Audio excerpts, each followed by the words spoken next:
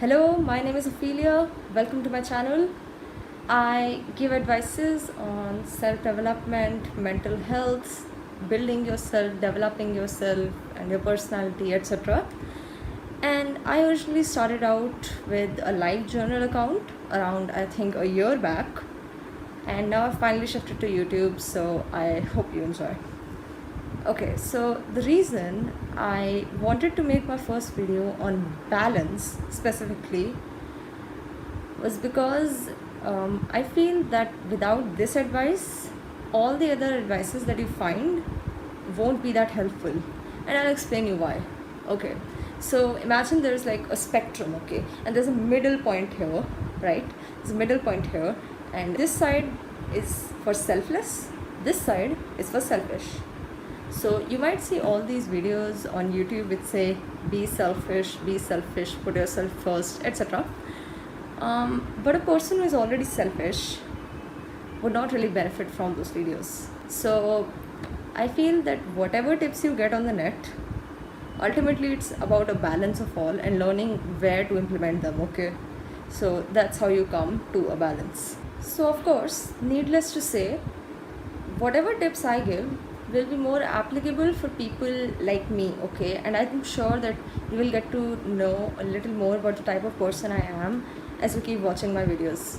Let's get right into it. Okay, know your natural tendencies. This is very important, okay? And I'll tell you why. Listen, if you don't know what side of the spectrum you lie on in the first place, if you don't know where are your strengths, where are your weaknesses, how will you work on them, right?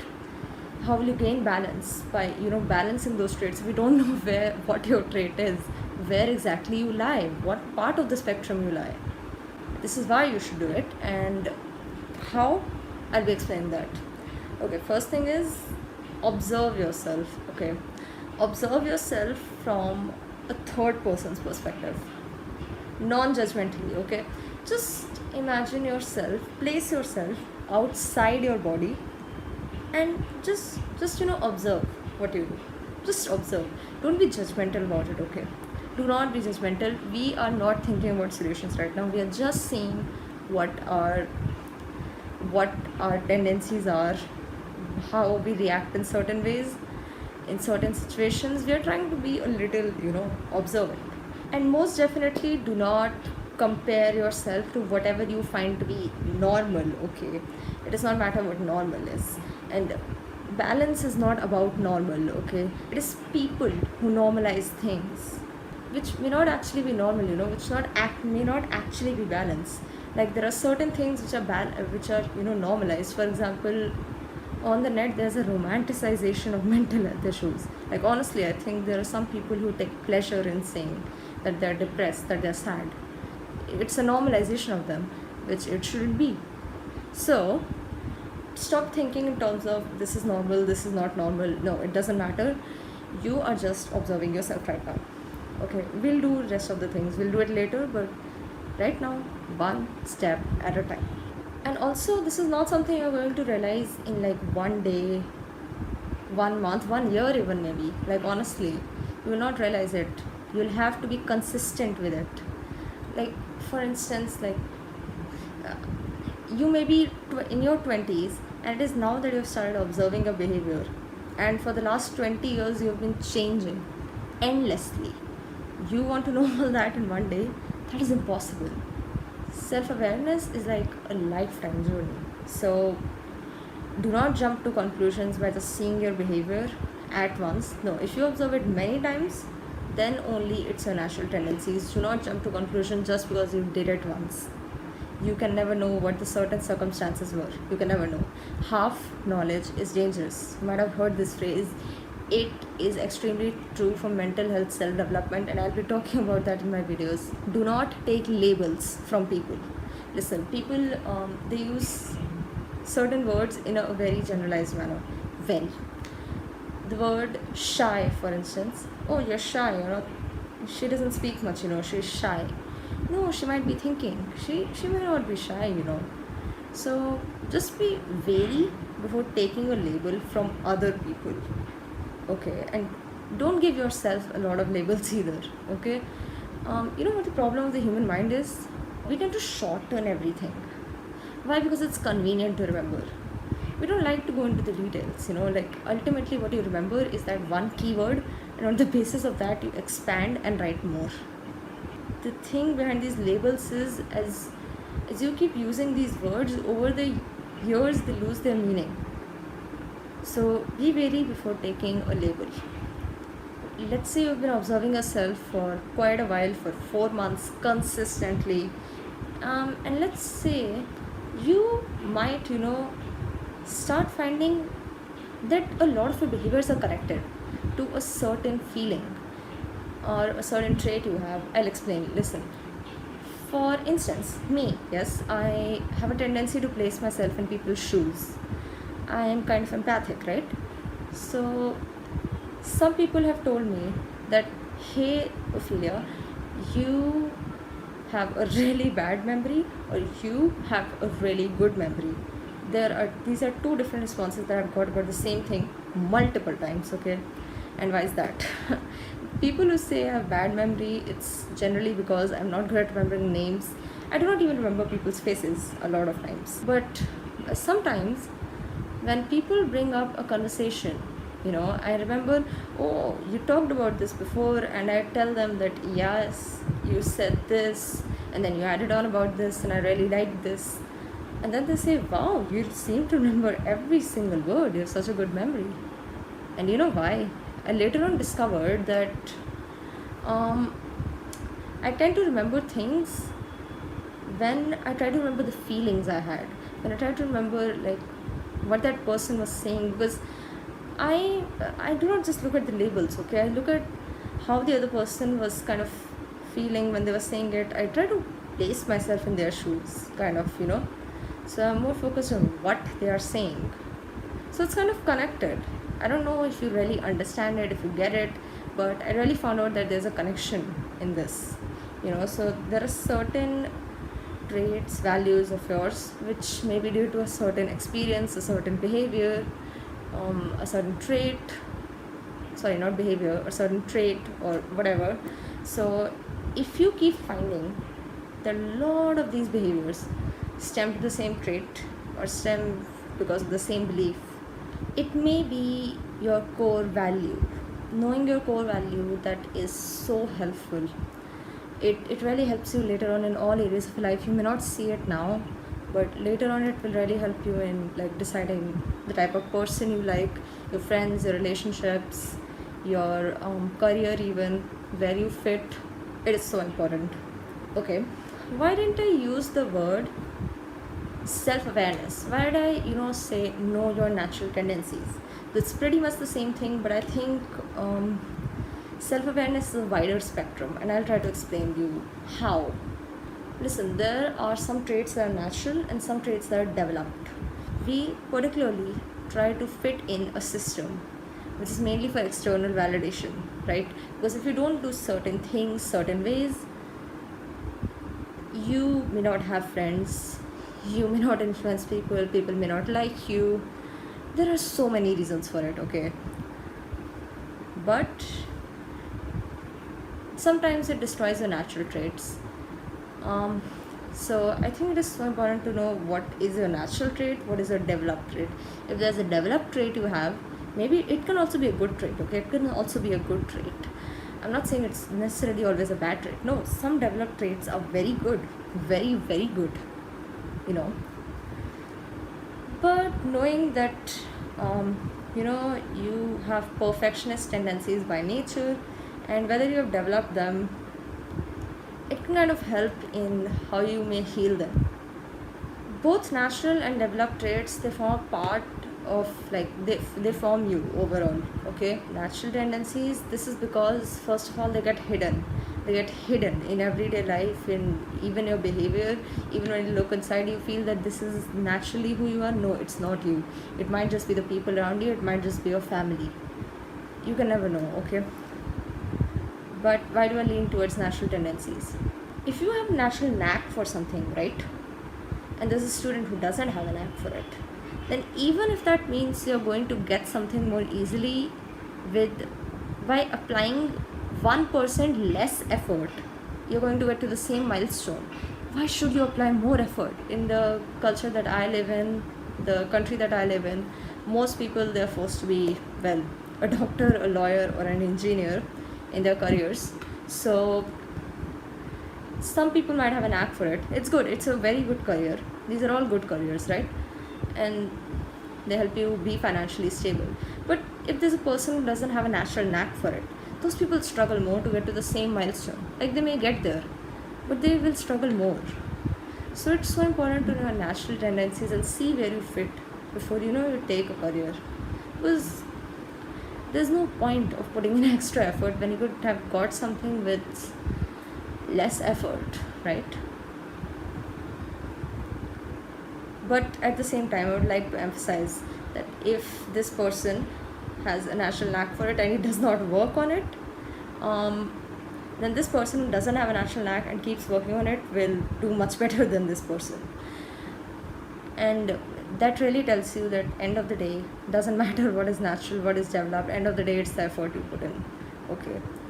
But knowing your natural tendencies is nevertheless still important. So needless to say, do not be resistant to these tendencies. Know your natural tendencies and move more towards them. I'm not saying don't try to develop a new skill, don't try to develop something new. No, I'm not saying that at all. I'm not saying that at all.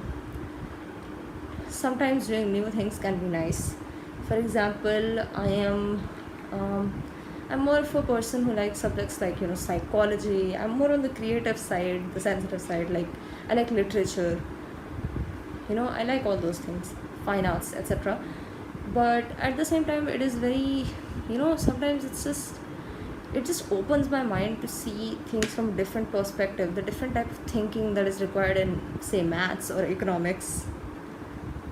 So yes, keep trying new things, but at the same time, know where your natural tendencies lie. Working on your weaknesses. Okay, now here comes the main part. Okay, so now you know what your problems are, where you lack. You have observed yourself for a sufficient amount of time. What do you do now? Do you just sit with that knowledge, sit with those problems, try to accept yourself? No. Accepting yourself is important. I'm not saying that's not important. But at the same time, you need to find solutions to them. It is so obvious. Like, when people come to me with problems and they say, I've been struggling with this for so long, I was like, okay, what have you thought? How will you get out of it? And then they're blank. I don't get it. If you see a problem on an exam paper, right, you don't just read the question and leave it, do you? You try to find a solution to it. It's the same in life.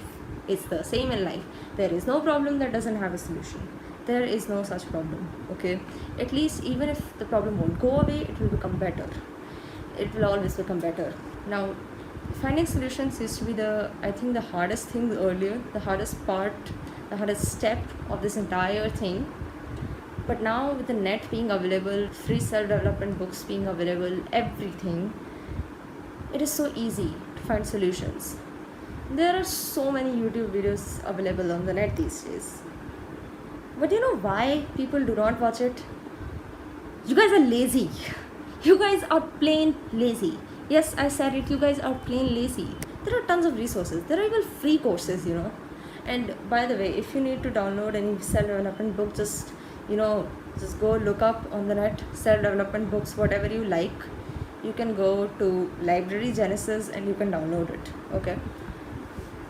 And YouTube videos, they're available for free anyway. And by the way, they're all so good. There are a lot of good creators who post stuff. I can't remember right now, but I watched a lot of these creators. I remember Simon Squared. I remember the Wizard Liz. Start watching things that will genuinely enhance your mind. Do not waste time on the net. You don't have to learn like major subjects. Learning it can also be in behavior. It can also be the simplest things. Self-development, it's kind of considered too simple a topic to be like interesting, right? But it's once you start working on it, you cannot stop. I've been doing it for 2 years straight, like 3 years at this point, and I think it's the best thing that ever happened to me. Okay, so whenever somebody mentions self-awareness, you might have heard a lot about journaling, right? I'm also going to mention that, but I'm going to tell you a specific way to journal as well, so that you gain a more solution oriented mindset in your life. Approach life with solutions, not problems. Okay, you may cry over your problems. I'm not saying don't cry over them. Cry, let it out. Cry and let it out. You know why? You're thinking emotionally in that situation, you're not thinking rationally. So let out all those emotions so that you can think rationally. Okay, so how should you create a journal? Listen, whenever you're feeling overwhelmed, whatever, take out a journal, write problems, and then give a heading solutions. Give these headings. Okay, in problems, whatever you feel, whatever you're writing, you don't need to do anything, just write it just like that, whatever, till the time your emotions are all out on paper. It's kind of therapeutic. Okay, so do try this. It's like just vent out everything in problems, but when you end it in solutions, when you see the heading, you will feel, okay, I must find at least one solution now. Swim through your thoughts, or go on the net, or go ask a friend, go find solutions and write them down in like pointers and organize them. Okay, 1, I'll do this, 2, I'll do this, 3, I'll do this. Try to come up with at least one solution. So ultimately, write down all your weaknesses, write down all your strengths, learn how to enhance your strengths and how to work on your weaknesses. Okay, start working on your weaknesses, look for solutions and start actually implementing them. Earlier, I would look on the net to find solutions to overthinking, say, right? And then I would try the solutions and I was like, oh, it doesn't work for me, oh, this is not my type, oh, this won't help me. Listen, if something has been there for a very long time, you do not just expect it to go away in one day. It will not happen overnight. Be patient. Be patient. It will not happen in one day. You have to be consistent with your efforts. End of the day, all this does not matter if you're not consistent. You need to be consistent. I'm not saying be rigid, but be consistent in what you do.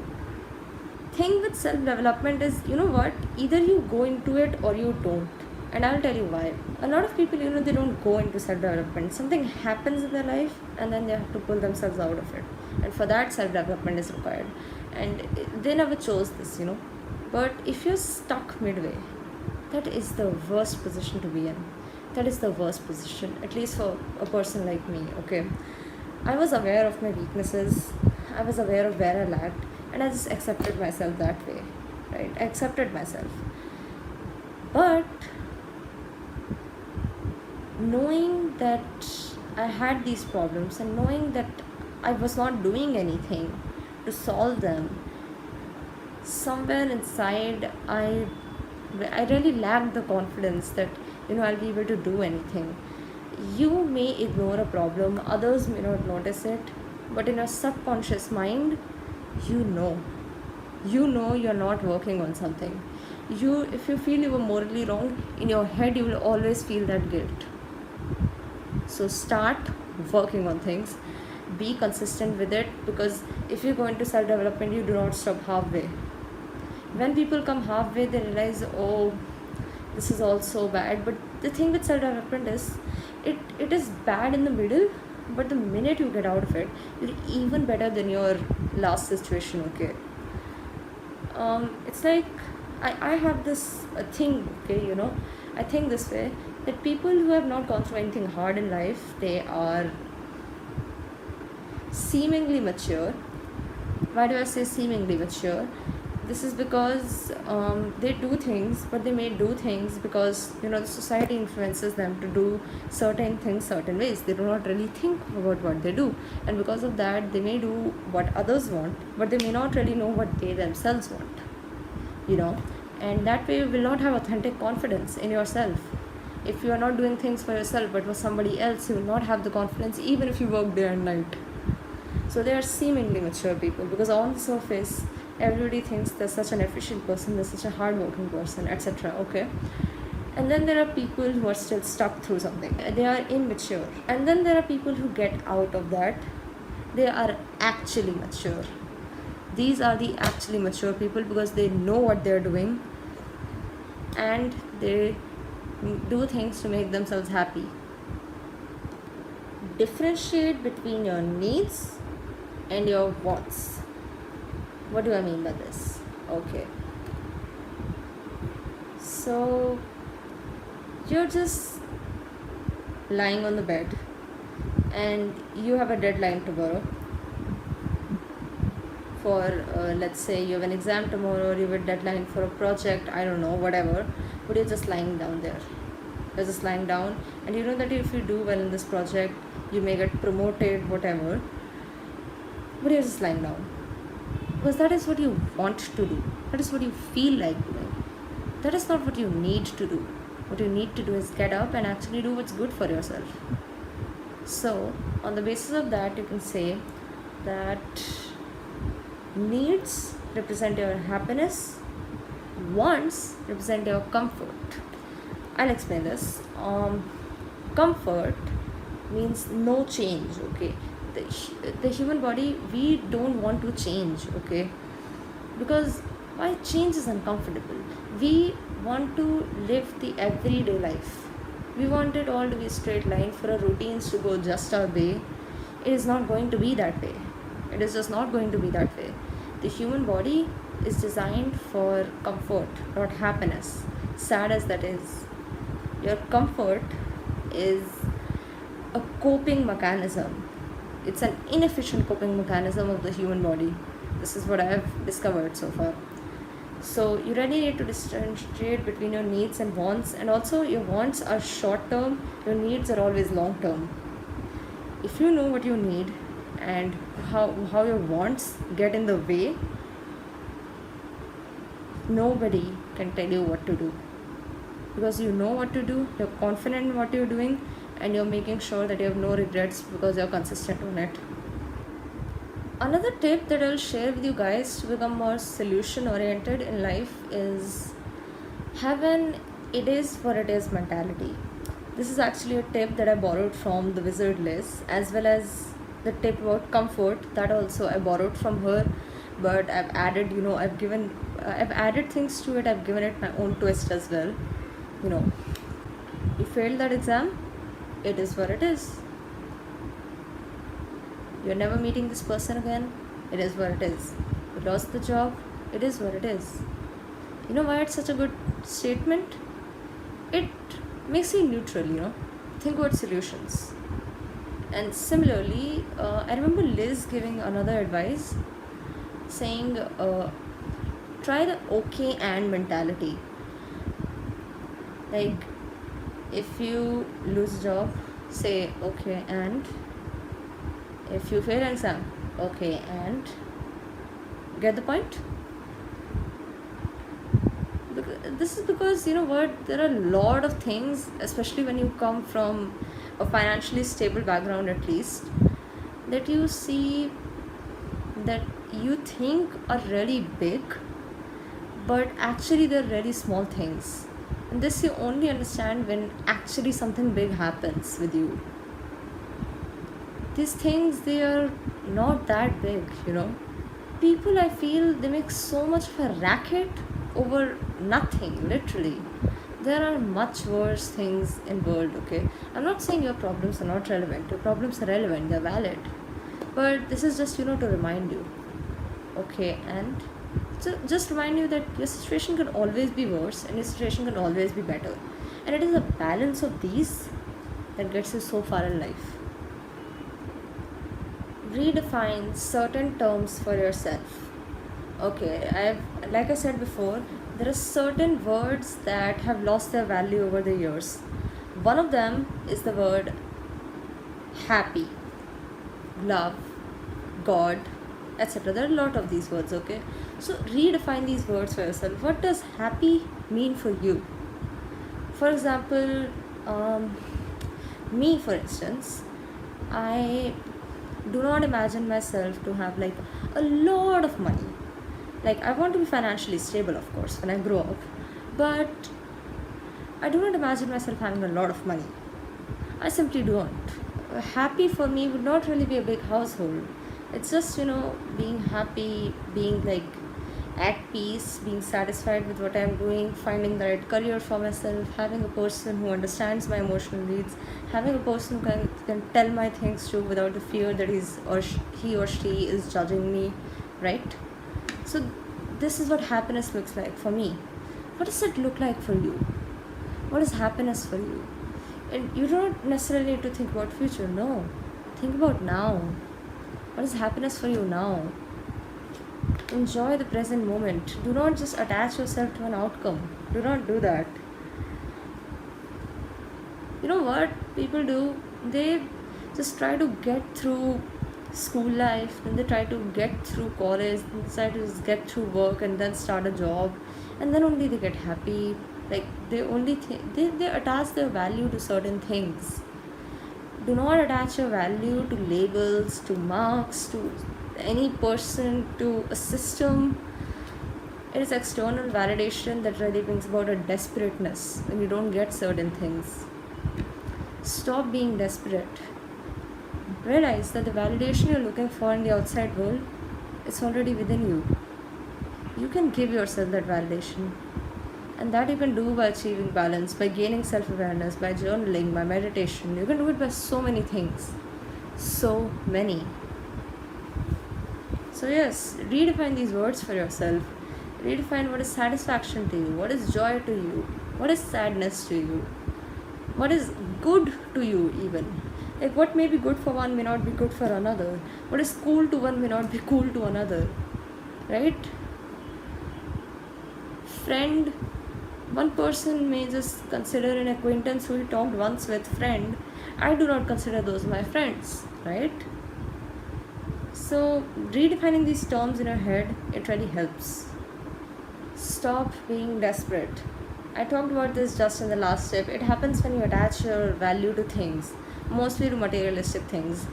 That is a perfection also. It's being overly perfectionist. It's not good. It's not good because you're attaching your value to some ideal outcome that probably doesn't even exist. So I remember having this conversation with a friend, right? And then I told him, I'm sorry, I'm not perfect. And then he said to me, who ever told you to be perfect? Even God isn't perfect. What is perfect? It doesn't exist. And then I said to him, I know that's what people say, but there's always close to perfect. And then he said to me, Ophelia, if something doesn't exist, how can you find something close with respect to it?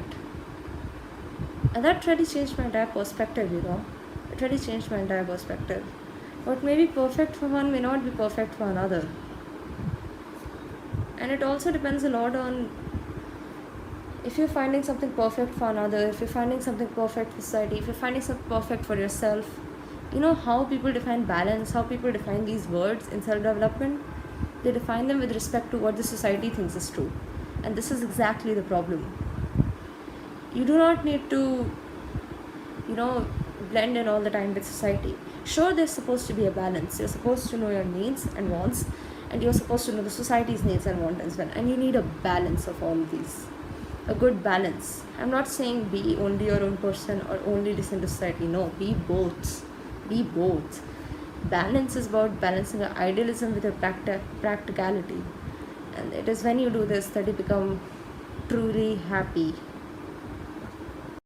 So yes guys, please stop attaching your value to materialistic things, people, situations, whatever. You know what, I'll also link a video down below in the description so that you can work on this. Similar to what I said about needs and wants, realize the difference between temporary satisfaction and happiness as well. Again, happiness is long term, temporary satisfaction is short term. You look at your phone, you only get temporary satisfaction, you do not get happiness. You get happiness when you are confident in yourself. When you do things, you get confidence. When you do things that you really like, that you're aligned with, that are aligned with your purpose. And you don't need to discover your purpose, okay? It doesn't matter right now, but you don't need to have it all figured out. If you have some consistency with what you're doing and you have an idea on what to do, you know yourself, then things will happen for you. You will end up happy. Believe that whatever happened to favor you. If you have any old traumas to heal them. And one way to really go through, and I know it's very difficult, it's much easier said than done, and I myself took a lot of time, but go back in your head to the situation and try to reframe it, and in a more positive context. A lot of times we may see the situation as more of a lesson than something good or bad. There's nothing good or bad, everything is a lesson. Okay, everything is a lesson. It's there to teach you, it's there to give you knowledge. I mean, imagine nothing bad happened to you. Would you learn? No, we learn most from our failures. Our main purpose is to learn. That's why we are here. Sometimes even change perspectives to while reframing your stories in a positive light.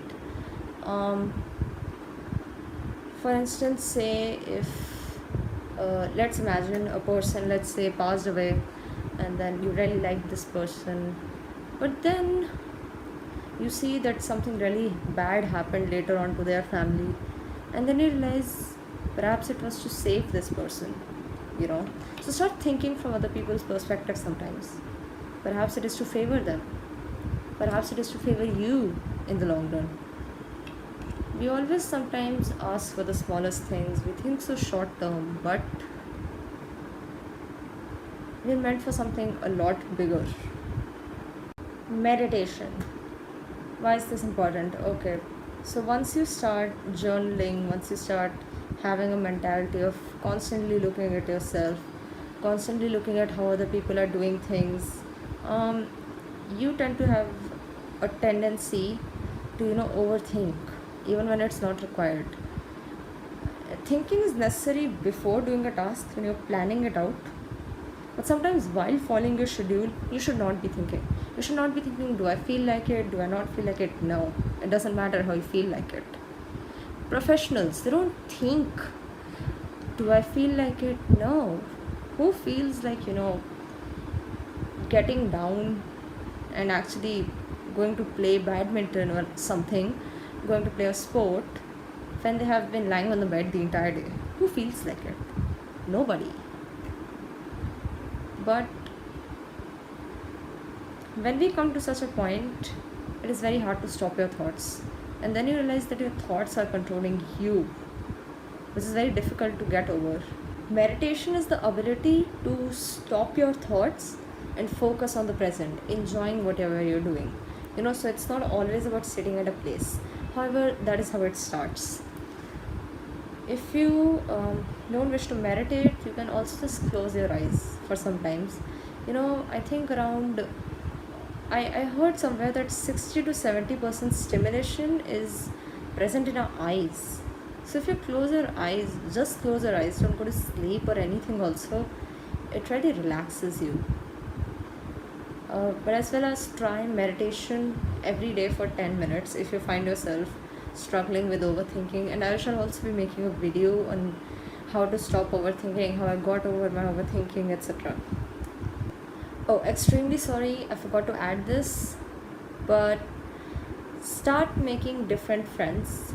Listen, there are two types of friends: those who are more like you, who are validating, right? And the other type are not so like you, and yet you find them interesting, and yet you get along with them.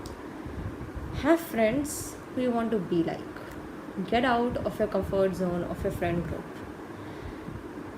Why do I say this? Listen, those validating friends, they'll stay with you for a much longer time, but you and them, you guys are literally at the same level. If you go around, meet people who you want to be like, then you will really take on some of their traits. For example, and this will really help you. You'll realize that the kind of people that you might like have the qualities that you want in yourself or that you lack. For example, I was really attracted to confident people earlier. Why? Because it was a trait I constantly wanted, but I didn't have it. So have friends you want to be like. I'm not saying if they disrespect your boundaries, let it pass. No, not at all. Do not let it pass. Obviously, these people won't have as much in common with you, but still, I'm sure you'll get on to some common ground. Second thing is become more open minded. There are two ways to go about it. One is to read books, to read things, to watch things that educate you, right? Like read history. You get to know how people did things, back then, and how it has all evolved and how you can evolve, right? It gives you an example. The history is just an example, though. You can also try other fields that you find an interest in. And the second way is to go up to random people and to start a conversation. Listen, you need to learn from people. People are amazing. Sometimes get out of your comfort zone, like I said before, from your friend group, and try talking to a random stranger. Go up to random people and start talking with them. You never know what they'll tell you. Even when I find a friend group, I talk to them every day, I am loyal to them and all that, but I also try to go out and meet new people. I do not stick to the same people, because it enhances your mind, because you get used to different types of people. It also raises your confidence, by the way, because when you meet different types of people and you can still spark a conversation with them nevertheless, your communication skills improve, right? And communication is a surefire way to increasing your confidence as well. I hope you enjoyed this video. I hope it was useful. Give it a like if you enjoyed it. Thank you so much for watching. Bye bye.